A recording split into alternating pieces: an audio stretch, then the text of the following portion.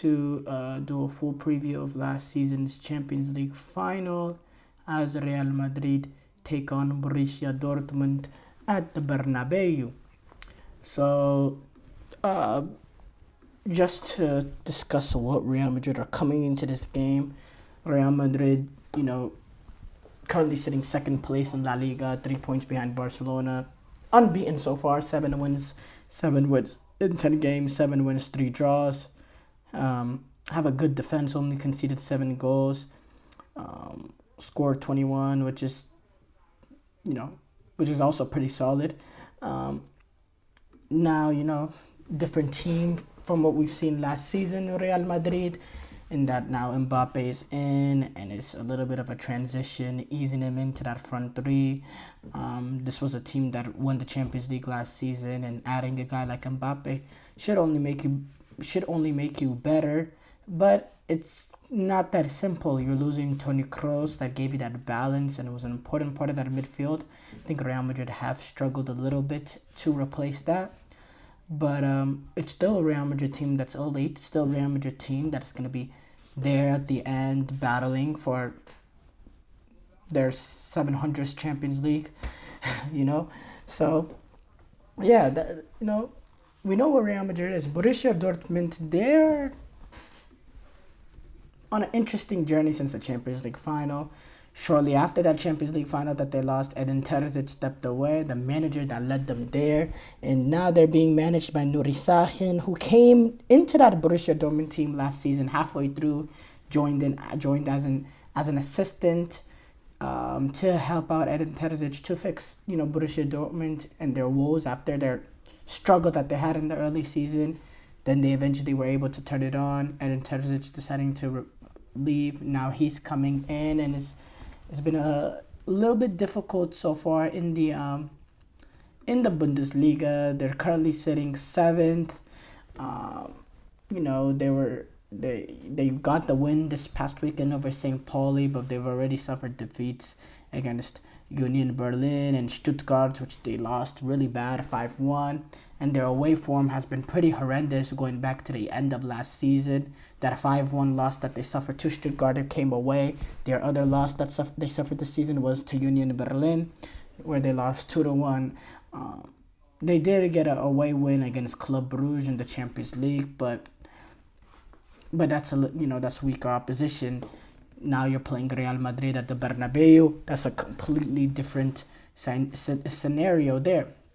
As far as these teams in their Champions League form, Real Madrid are coming in with that loss that they suffered to Lille. So, they've split their 2 games, 1 win, 1 loss. They won their opening game. I believe they beat it's mistaken me it's escaping my mind. Who did they beat? Who did they beat in their opening game? Was it Salzburg, I believe? No, it was Stuttgart. They beat Stuttgart 3-1. Endrick, he got off the mark in the Champions League in that game. And then they suffered that really bad loss to Lille. So they want to bounce back. They don't want to find themselves only with 1 win after 3 games. They want to bounce back at home at the Bernabeu, going against Dortmund, a big game. And that, as far as Borussia Dortmund, so far they've started off marvelously. Couldn't have gone any better in terms of them in the Champions League. 2 wins from 2. They've scored 10 goals. They've only conceded 1. They're currently sitting top in the 36-team league. But obviously that's sitting top after 2 games really doesn't mean nothing, especially when you have a 7-1 win. Kind of is the reason with the goal differential. But yeah, that 7-1 win that they got over Celtic, really dominant win. They also beat Club Brugge away to open up their campaign 3-0. In that, Dortmund game that they defeated Celtic, though, the big player in that game that really dominated with his pace, with his verticality, is Karim Adeyemi. Karim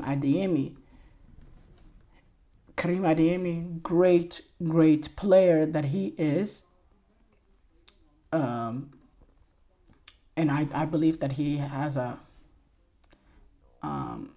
an opportunity to potentially sneak into that Germany team, especially entering this World Cup. But he will not be available for this Real Madrid game, which is a huge, huge loss.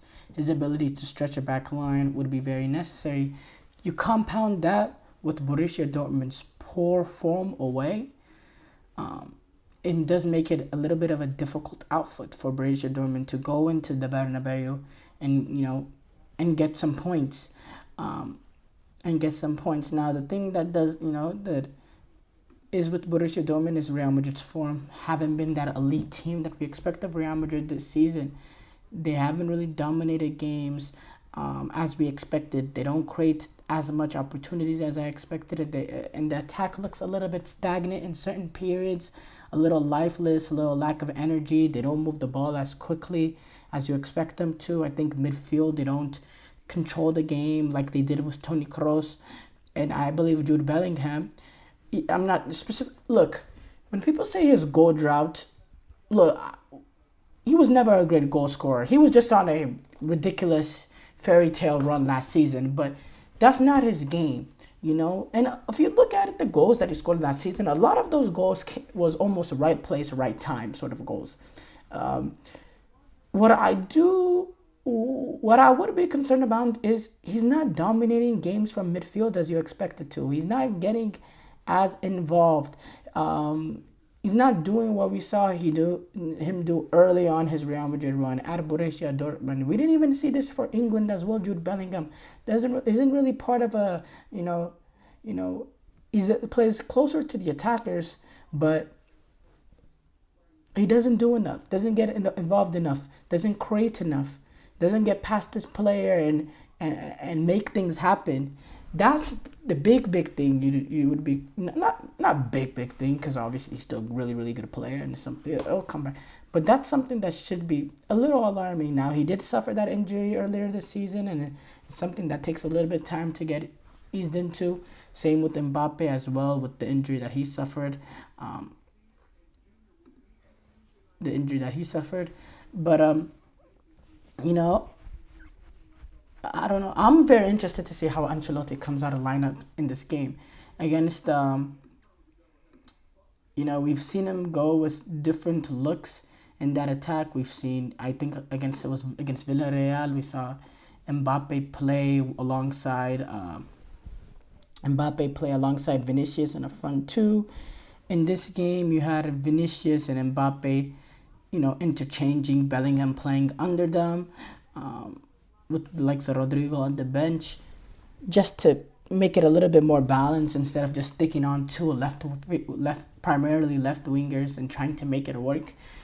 Does he get benched yet again, or does he get put back into the starting 11, and do they try to get him to fit with Mbappe and Vinicius, which then would have to, they'll probably have to sacrifice, because they played